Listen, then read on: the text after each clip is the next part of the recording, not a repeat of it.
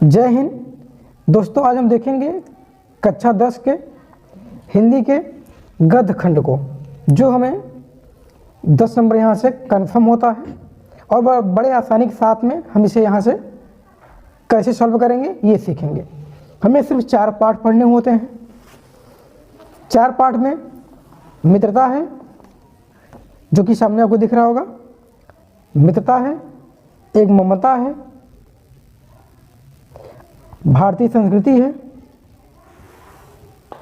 भारतीय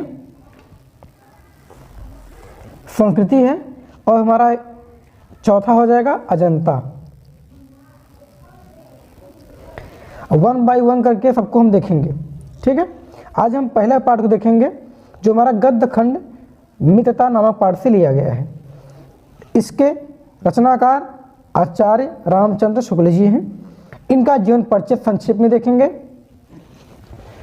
उसके बाद हम गद्य का सारांश किस तरह से हमको हल करना है इसको समझेंगे, ठीक है। आगे देखते हैं।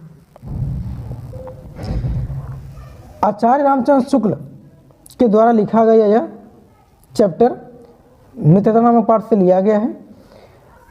अब आचार्य रामचंद्र शुक्ल जी का जीवन परिचय में देखना है, और जीवन परिचय में संक्षेप में देखेंगे। यानी इतना भी आप एग्जाम में लेके आएंगे तो भी आपको पूरे के पूरे मार्क्स यहाँ से मिल जाते हैं, ठीक है। आगे जैसे कि हम लिखेंगे ऐसे, नाम आचार्य रामचंद्र शुक्ल, जन्म, इनका जन्म हमारा हो जाएगा 1884 ईस्वी में हुआ था।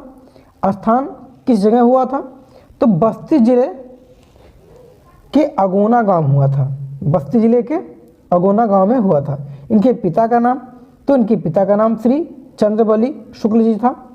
शिक्षा इनकी शिक्षा इंटरमीडिएट तक हुई थी। MFA कॉलेज से हुआ था, और ये टीचर के पद पर कार्यरत हुए थे। टीचर के पद पर उन्होंने कार्य भी किया था। इनकी मृत्यु देखेंगे तो हो जाएगा हमारा, मृत्यु इनकी 1941 में हुई थी। मृत्यु इनकी हुई थी 1941 में। अच्छा, इन्होंने किस किस विधा में काम किया था? विधा मतलब क्या क्या इन्होंने किया था, क्या क्या लिखा था। जैसे कि हम देखेंगे तो हमारा आलोचना, निबंध भी लिखा था इन्होंने, नाटक भी लिखे, पत्रिका का संपादक भी इन्होंने किया था, और काव्य का इतिहास आदि आदि लिखा था। भाषा इनकी भाषा शुद्ध, साहित्यिक, सरल एवं व्यवहारिक भाषा है।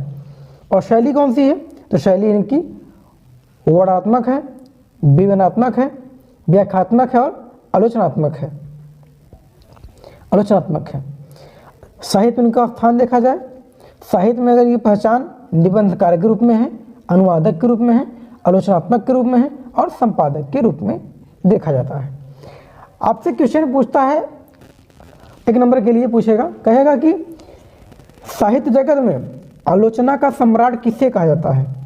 साहित्य जगत में आलोचना का सम्राट किसे कहा जाता है? तो आप लोग ध्यान दीजिएगा, साहित्य जगत में आलोचना का सम्राट आचार्य रामचंद्र शुक्ल को कहा जाता है, ठीक है। अब यहाँ से इनका हम जीवन परिचय देख चुके हैं। अब देखेंगे कि किस तरह से हम पाठ को समझेंगे। छोटा सा सारांश है, इसको समझ लेंगे तो यहाँ से हमारा पूरा क्लियर हो जाएगा कि कैसे क्वेश्चन आएंगे, कैसे नहीं। सबसे पहले इस पाठ को पकड़ने के लिए किस पाठ से लिया गया है, सबसे पहले हम ये देखेंगे कि किस पाठ से ये लिया गया है। तो इसको पकड़ने के लिए सबसे पहले हम पाठ को पढ़ेंगे।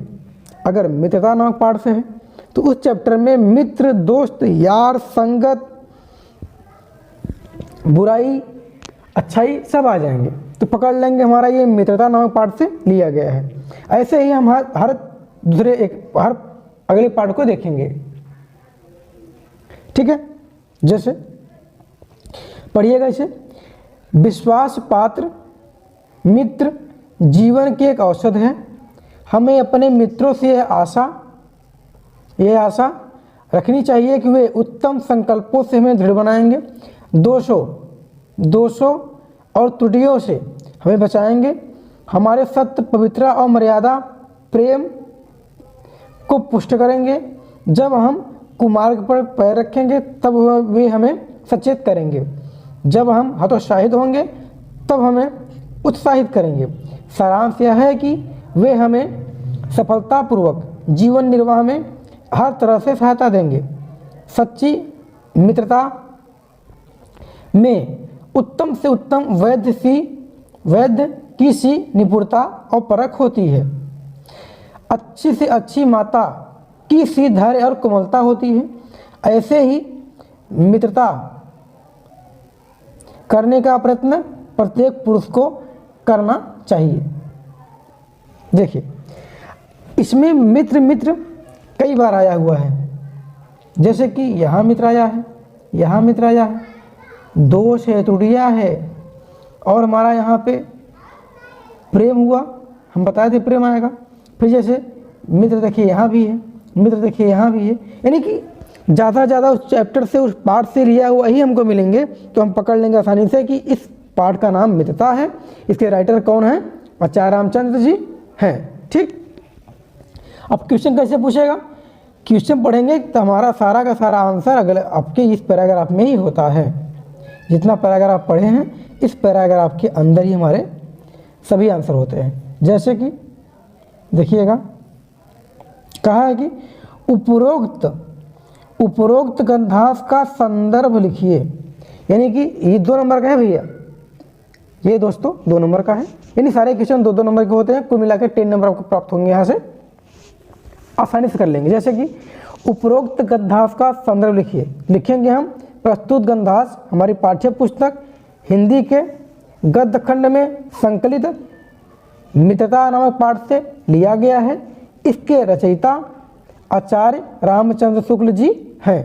ठीक, आगे दूसरा क्वेश्चन हमारा हो जाएगा, ग्रंथांश के रेखांकित अंशों की व्याख्या कीजिए। अब देखिए, ऊपर देखिए, हम लोग कह रहे हैं कि ग्रंथांश के रेखांकित अंशों की व्याख्या कीजिए, यानी जितना लाइन खींचा गया है, जैसे यहाँ से लेते हुए आप पढ़ेंगे यहाँ तक, फिर यहाँ से पढ़ते हुए जाएंगे यहाँ तक, फिर ये लाइन, फिर ये यहाँ तक, फिर यहाँ से फिर पकड़िएगा यहाँ से यहाँ तक, यानी कि ये पूरा लाइन हमको पूछा है।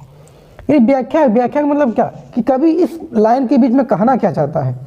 कभी तो यही कहेगा ना कि हमें अपने जीवन में मित्रों को किस तरह से बनाना चाहिए, कौन से मित्र रखने हैं, कौन से नहीं, ऐसे मित्र चुने जो हमारे दुख सुख में अच्छे रास्ते को बताने के लिए, अच्छे मार्ग पर चलने के लिए, बुराइयों से बचने के लिए हमारा सहयोग करे हर तरह से, वही तो सच्चा मित्र होता है।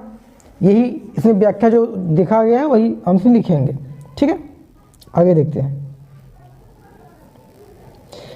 अगला क्वेश्चन कहा है कि व्यक्ति को अपने मित्र से क्या उम्मीद करनी चाहिए।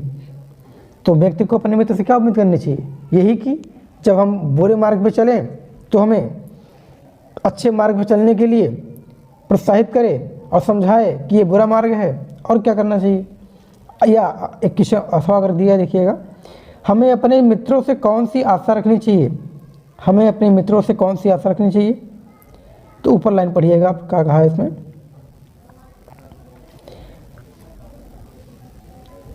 हमें मित्रों से अपनी आशा रखनी चाहिए। देखिए यहाँ से हमें अपने मित्रों से आशा रखनी चाहिए कि वे उत्तम संकल्पों से हमें दृढ़ करेंगे, दोषों त्रुटियों से हमें बचाएंगे, हमारे सत्य, पवित्रता और मर्यादा के प्रेम को पुष्ट करेंगे। जब हम कुमार्ग पर पैर रखेंगे तब वे हमें सचेत करेंगे ना, जब हम हतोत्साहित होंगे तब हमें उत्साहित करेंगे। बस इतना ही हमको लिखना है। ठीक है, आगे अगला क्वेश्चन कहा है कि एक सच्चा मित्र किसे कहा गया है। देखिए, एक सच्चा मित्र जो है, यहाँ एक मिनट, एक सच्चा मित्र यानी जैसे देखिए यहाँ पे कहा है कि सच्ची मित्रता में उत्तम से उत्तम वैद्य किसी निपुणता और परख होती है, अच्छी से अच्छी माता किसी धैर्य और कोमलता होती है। ऐसे ही मित्रता करने का प्रयत्न प्रत्येक पुरुष को करना चाहिए, यानी सच्चे मित्र हमको ऐसे ही होने चाहिए जो माँ और एक वैद्य के समान हो। ठीक है, अगला देखें क्या लिखा है, लेखक ने सच्चे मित्र की तुलना किससे की है। तो भैया लेखक ने सच्चे मित्र की तुलना माँ से और एक वैद्य से की है। ठीक है, आगे देखिए क्या कहा है।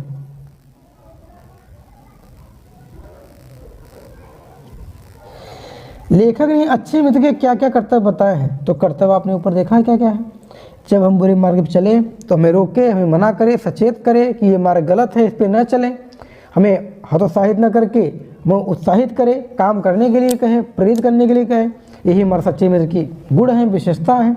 ठीक है, आई होप कि आप लोग समझे होंगे अच्छी तरह से। और अगला वीडियो आप देखिएगा, अगले पार्ट को लेकर बनाया गया है, अच्छे से उस विस्तार समझिएगा। और ठीक ऐसे ही वीडियो हम इंग्लिश में देखेंगे, इंग्लिश में भी ट्रिक के माध्यम देखेंगे ताकि सबको आसानी से समझ में आ जाए। ठीक है, थैंक यू वेरी